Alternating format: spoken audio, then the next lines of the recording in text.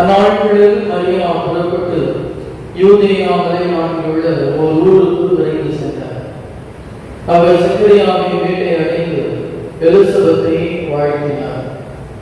மரியாவின் வாழ்க்கை எலிசபெத்து கேட்ட பொழுது அவர் வயிற்றில் இருந்த குழந்தை மகிழ்ச்சியால் துள்ளிற்று.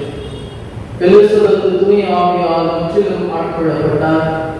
அப்போது அவர் உரத்த குரலில், பெண்களுக்குள் நீ ஆசி பெற்றது, உன் வயிற்றில் வளரும் குழந்தையும் ஆசி பெற்றது. என் ஆண்டவரின் தாய் என்னிடம் வர நான் யார்? உன் வாழ்த்துறை என் காதில் விழுந்தது, என் வயிற்றில் உள்ள குழந்தை பேரு வகையால் துள்ளிற்று. ஆண்டவர் உமக்கு சொன்னதை நிறைவேறும் என்று நம்பிய நீர் தேர்வு பெற்றவர் என்றார். அதை கேட்ட மரியா பின்வருமாறு கூறினார்: ஆண்டவரை எனது உள்ளம் போற்றி பெருமைப்படுத்துகின்றது. என் மீட்பராம் கடவுளை நினைத்து எனது மனம் பேரு வகை கொள்கின்றது. ஏனெனில் அவரது அடிமையின் தாழ்நிலையை கண்ணோக்கினார். இது முதல் எல்லா தலைமுறையினரும் என்னை பேறு பெற்றவர் என்பது. ஏனெனில் வல்லவராம் கடவுள் எனக்கு அரும்பெரும் செயல்கள் செய்துள்ளார். தூயவர் என்பதே அவரது பெயர். அவருக்கு அஞ்சி நடப்போருக்கு தலைமுறை தலைமுறையாய் அவர் இரக்கம் காட்டி வருகிறார். அவரது தோல் வலிமையை காட்டியுள்ளார். உள்ளத்தில் செருப்புடன் சிந்திப்போரை சிதறடித்து வருகிறார். வலியோரை அரியணை என்று தூக்கி எறிந்துள்ளார். தாழ்நிலையில் இருப்போரை உயர்த்துகிறார். பசித்தோரை நலன்களால் நிரப்பியுள்ளார். செல்வரை வெறுப்பெயரால் அனுப்பிவிடுகிறார். மூதாதையர் குறைத்தபடியே அவர் ஆபிரகாமையும் அவர் தம் வழி மறந்ததையும் என்றென்றும் இரக்கத்தோடு நினைவில் கொண்டுள்ளார். தம் ஊழியராகிய இஸ்ரேலுக்கு துணையாக இருந்து வருகிறார். மரியா ஏறக்குறைய 3 மாதம் எலிசபெத்தோடு தங்கியிருந்த பின்பு தம் வீடு திரும்பினார். ஆண்டவரின் அருள்வாக்கு.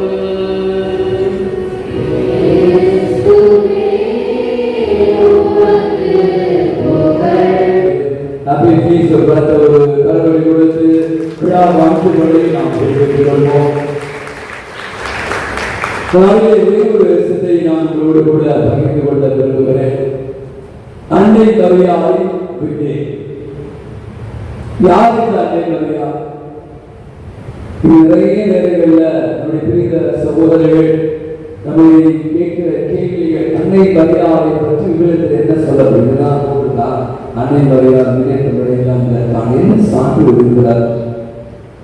பல சில நேரங்களில் நம்முடைய கத்தோலிகள் எத்தனையோ ஆண்டு காலமாக நாம் விசுவாசத்திலும் பாரம்பரியத்தில் வாழ்ந்து கொண்டிருந்தால் அவர்களுக்கான ஒரு தெளிவான ஒரு பதிலை கடவுள் நாம் கொடுக்க முடியாமலே இருக்கிறோம். அதை இந்த பதில்களை நான் 3 பகுதிகளாக பிரித்து உங்களோடு கூட பகிர்ந்து கொள்ள ஆசைப்படுகிறேன். அன்னை மரியாதை எங்கெல்லாம் கோரிக்கை காட்டுகிறார்.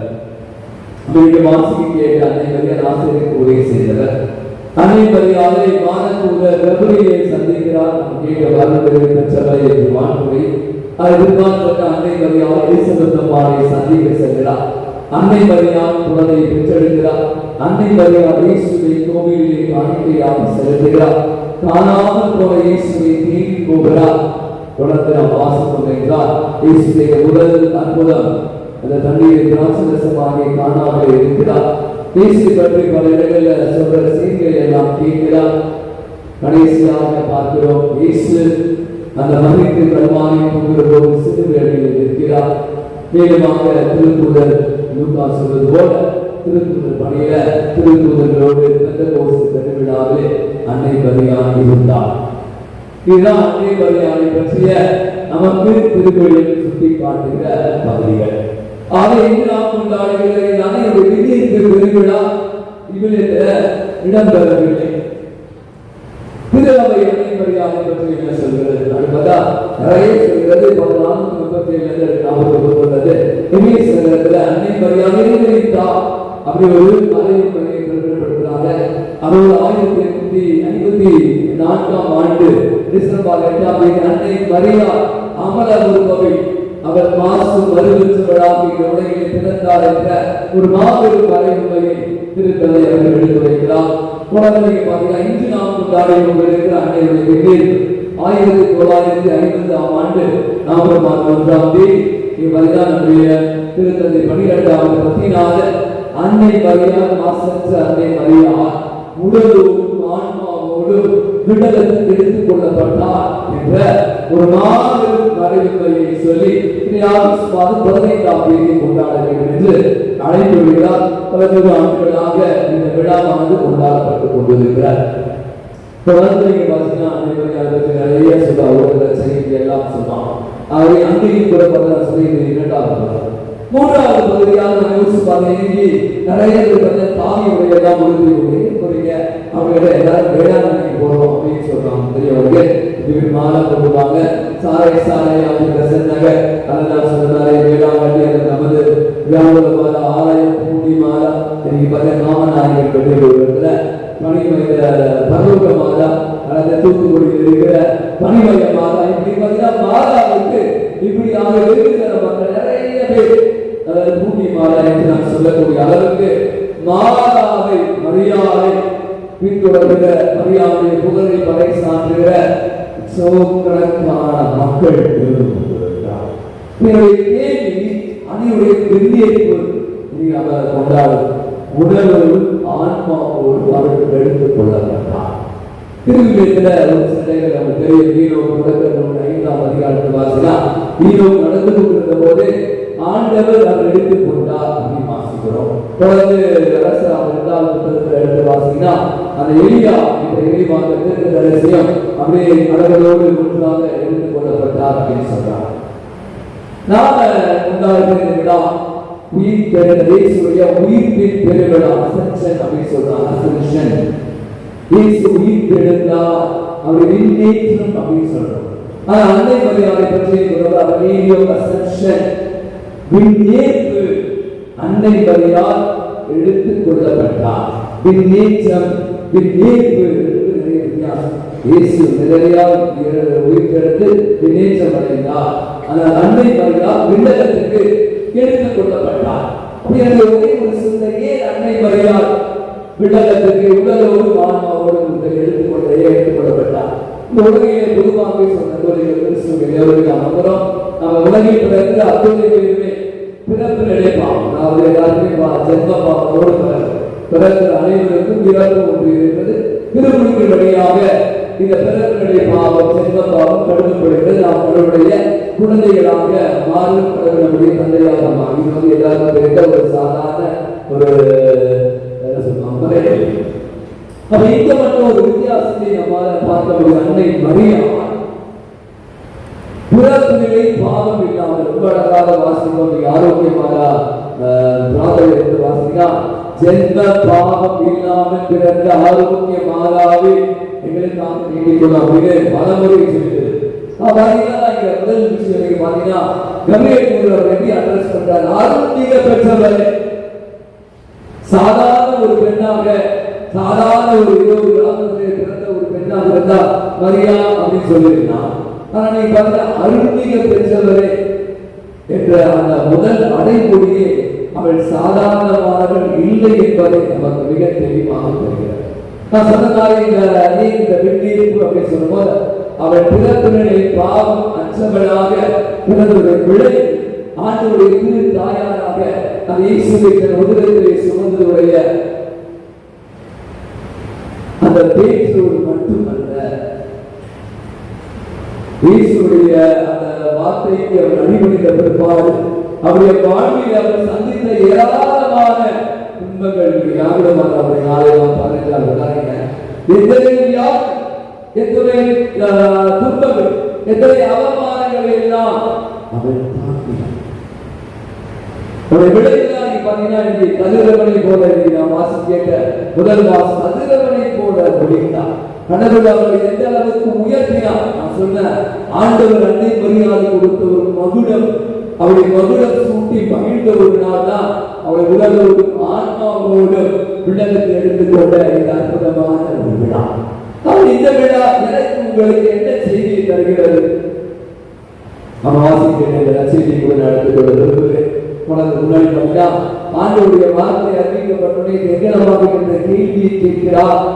ஆனால் உமது வார்த்தைப்படி அமர்த்தும் என்று சொல்லி உமது அடிமை என்று சொல்லி அவன் ஆண்டுகளை சரணாகதியாகிறார்.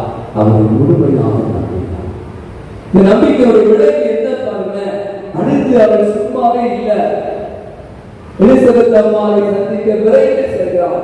நம்பிக்கை செயல், செயலற்ற விசுவாசம் சற்ற விசுவாசம் என்று யாருக்கு சொல்றார்.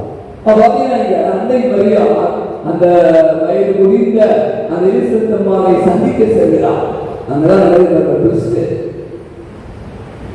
என் ஆண்டவரின் தாய் என்னிடம் வரை நான் என் வயிற்றில் இருந்த குழந்தை மகிழ்ச்சியாக இவர் எல்லாத்தையும் ஒரு கோயில் செய்தார்.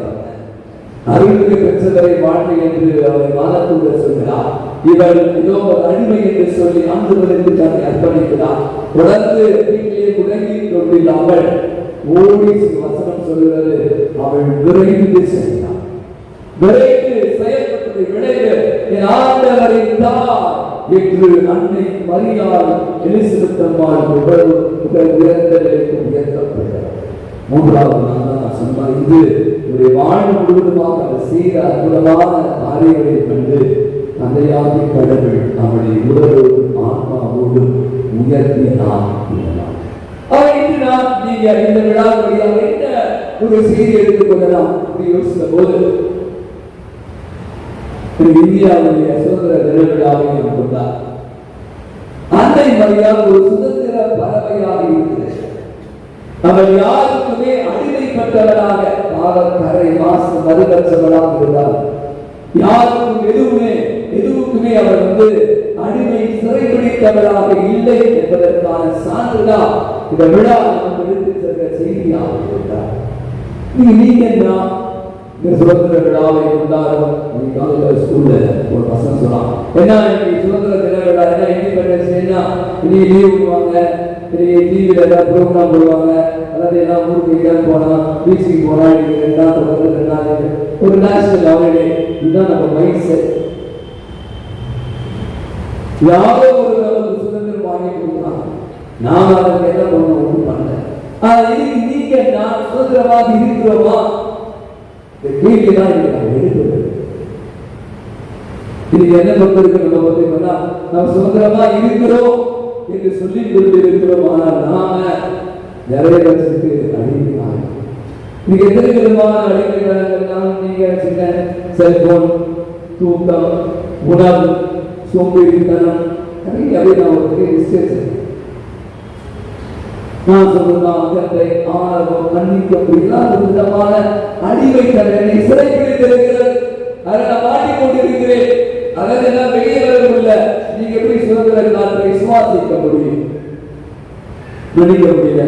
அன்னை மரியாள் ஒரு அடிமை தன்னை தாழ்த்துகிறார், கடவுளை நம்புகிறார். விளைவு சுதந்திர பறவையாக நான் ஒரு செய்தியை வாசித்தேன். யாருக்கு அதிகமா கோபம் வருது அப்படி ஒரு செய்தி. யாருக்கெல்லாம் அதிகமா கோபம் வருது அவங்க சொல்லலாம், சைக்காலஜி சொல்லலாம். அவங்க உண்மையா இருப்பாங்க. இப்ப நீங்க உங்க பிள்ளைங்க வச்சுக்கல, நாளைக்கு ஒரு எக்ஸாம், நாளைக்கு ஒரு எக்ஸாம், நீங்க உண்மையா இருக்கீங்க, ஏண்டா தூங்கிட்டே இருக்க, எப்ப பண்றா, தூங்குறா, என்ஜாய் பண்ற, டிவி பாக்குறா, செல்போன் பாக்குறா. இப்ப இங்க பாருங்க, நீங்க பெற்றோர்கள் பிள்ளைகள் இந்த உண்மைத்தன்மை இங்க கோபப்படுறது நியாயமான கோபம், ரீசனபிள் ஆங்கர் சொல்லலாம். அவன் சொல்றான், நீங்க நிறைய நேரங்கள்ல யாருக்கு உண்மையான அக்கறை அப்ப ஆட்டோமே அவருக்கு என்ன வருது? கோபப்படும். அது யாராக இருந்தாலும் மனைவி மேல, பிள்ளைகள் மேல, அது அப்போது தாயப்படுத்தக்கூடிய விஷயம் இல்லைன்னு சொல்றாங்க. உண்மையாகவே அந்த அன்பு இருக்கிற போது நம்ம அமைதியாக உள்ள போட்டு தூங்கினா தூங்கணும், சாப்பிட்டா சாப்பிட்டோம், வீடு சுத்தமா இருந்தா என்ன, சுத்தமா இல்லைன்னா யார் எந்த கிரிக்கெட்டு போனா எனக்கு என்ன அப்படின்னு நினைச்சு பார்ப்பேன். நம்ம வீடுகள்ல நம்முடைய வேலை சிலைகள்ல உங்களால் அப்படி இருக்கவே முடியாது. நீங்க அப்படி இருக்கிறீங்க அப்படின்னா நீங்க அறிவிக்கப்பட்டீங்க. நீங்க வந்து ஒரு சுதந்திரம் ஹர்ட் ஆயிடுவாங்க. இதெல்லாம் எப்படி சொல்லுவாங்க, நான் ஹர்ட் ஆயிட்டேன், பட் அதோடைய பின் பார்த்தீங்கன்னா அது அர்த்தம் கொடுக்கும். அப்ப இன்னைக்கு நான் யோசிச்சு பார்த்தேன், அன்னை மரியா நமக்கு விதிக்கிற அற்புதமான விஷயம், நீங்கள் நான் இந்த சுதந்திரத்தை அனுபவிக்கலாம். ஷேக்ஸ்பியருடைய புத்தகத்தில் ரொம்ப அழகாக சொல்றார், நேர்மையானவர்கள். சில பேர் பார்த்தீங்கன்னா நேசிக்காக இருப்பாங்க, அரசர்கள் பெரிய பெரிய ஆளாக சொன்னாங்க, பிறப்பிலே நேர்மையானவர்கள், பை பர்த் அவங்களாம் வந்து நேர்மையானவர்கள், அவர்கள் அப்படின்னு சொன்னாங்க. அவங்களாம் தானாகவே சில பேர் தங்களை நேர்மை ஆக்கிக் கொள்பவர்கள். நான் சொல்றாரு, நம்முடைய படிப்புகள், நம்முடைய உழைப்பு, நீங்க சமூகத்தில் ஒரு நல்ல அந்தஸ்து இருக்கீங்க, நீங்க கஷ்டப்பட்டு வந்திருக்கீங்க, ஆனால் நீங்க ஒரு அனைவரும் வந்து அவர்களுக்கு ஆஃபீஸராக பெரிய இருக்காங்க அப்படி என்று நம்மை நேர்மைப்படுத்த கூடினார். நீங்க அனைவரையாக இருக்கிறார், அனைத்து நடத்தான் பாருங்க. நீங்க யாரும் ஏதோ வாழ்க்கையை வாழ்ந்து விட்டு போவதற்காக இந்த உலகில் பிறக்கிறது. கடவுள் நமக்கான அற்புதமான ஒரு வாழ்வை படைத்திருக்கிறார். இந்த வாழ்வை எப்படி வாழ்வதற்கு கேள்வி. இந்த உலகம் சுற்றி காட்டுகிற பாடல்களா எப்படி இல்ல அன்னை மரியா நீங்க தருகிற இப்படிதான் வாழ வேண்டும் என்ற ஒரு நீதி, ஒரு வழிமுறை வாழ்ந்து காட்டினார். அதனால்தான் இன்னைக்கு விடகத்தை அவர் ஏற்றுக்கொள்ளப்பட்டார். நமக்கு சுதந்திரத்தை விட எத்தனை சுதந்திர போராட்டங்கள் மகாத்மா காந்தி பற்றி சொல்றாங்க. அவர் என்ன ஏன் வெள்ளக்கார அவரை பார்த்து பயன்படுத்த நாட்டுடைய வாழ்க்கை வாசிங்கன்னா அவர் போட்டிருக்கிற சாதாரண ஒரு அறக்காட்டை, ஒரு கையில் கொண்டும் ஒரு கண்ணாடி. இது யோசிச்சு நாம ஏன் நம்முடைய ஆளுநர்களுக்கு நல்ல மதிப்பு இல்லை. ஏன்னா நம்ம அவசியங்கள நிறைய சொத்துக்களை பல கோடிகளை சம்பாதித்து கொண்டு தான் தங்களை அறிவியல் வாழ்கிற போது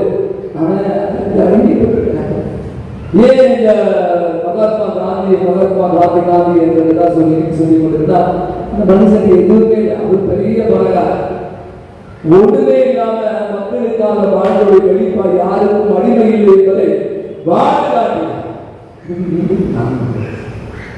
நான் அடிமையா இருக்க சொல்றாரு. சில விஷயம் சொன்னேன். இன்னைக்கு நிறைய பேர் அதுக்கு அடிமைப்படுத்திக் கொண்டிருக்கிறோம். நம்முடைய கருத்துக்களை திணிப்பது, நாம என்ன நினைக்கும் அதான் நடக்கிறது. வீடுகளில் கணவன் மனைவி பெற்றோர்கள் பிள்ளைகள் நேரங்கள்ல பார்த்தீங்கன்னா இந்த மாதிரியான அடிமைத்தனங்கள் பெருகி கொண்டு வரும். அவைகளுடைய கேள்வி, அன்னை மரியாதை முழு மனித விடுதலை வாழ்வை அனுபவித்தார்.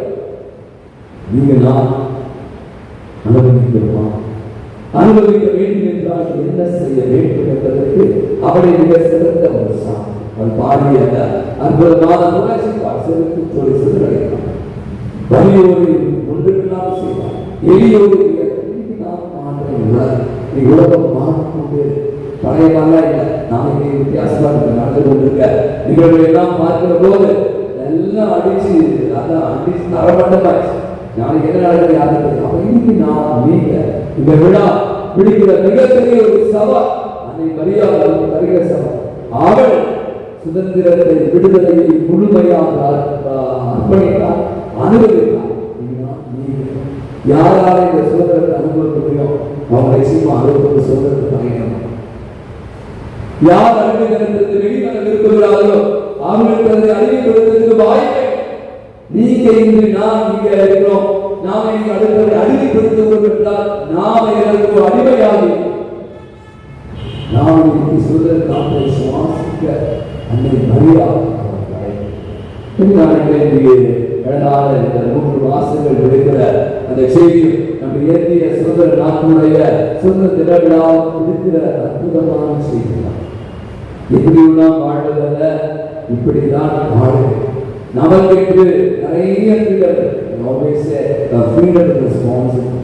இன்னைக்கு சுதந்திரமும் கடமை. நிறைய நேரங்களில் பார்த்தீங்கன்னா இன்னைக்கு சுதந்திரம்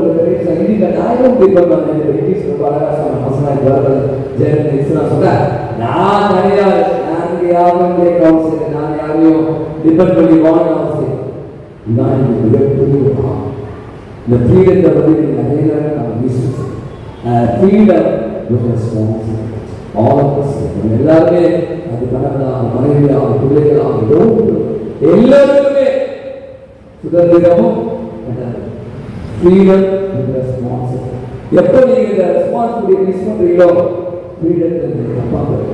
உங்களுக்கான அனைவருக்குமான தலைவர் எல்லாரும் உங்க ரெண்டுமே ஒன்றோடு இணைந்து பயணிக்கிற அந்த தந்தவாதம் ஒரு நாளைக்கு பக்கத்தில் நீங்க சுதந்திரத்தை சுவாசிக்க வேண்டும். அந்த சுதந்திரத்தை மற்றவர்கள் சுவாசிக்க ஆரம்பிக்கிறது. அடிமை நிலையில் நாம் அடிமைப்பட்டு கிடக்கிறோம் என்பதை அறிந்து கொள்ள வேண்டும். அதற்கு வெளிவர வேண்டும். அடுத்தவரை அடிமைப்பட்டு நாம் இது பண்ணக்கூடிய அருளை நம்மை வரியா பதவிகளை செல்லும் நாம் செல்லும்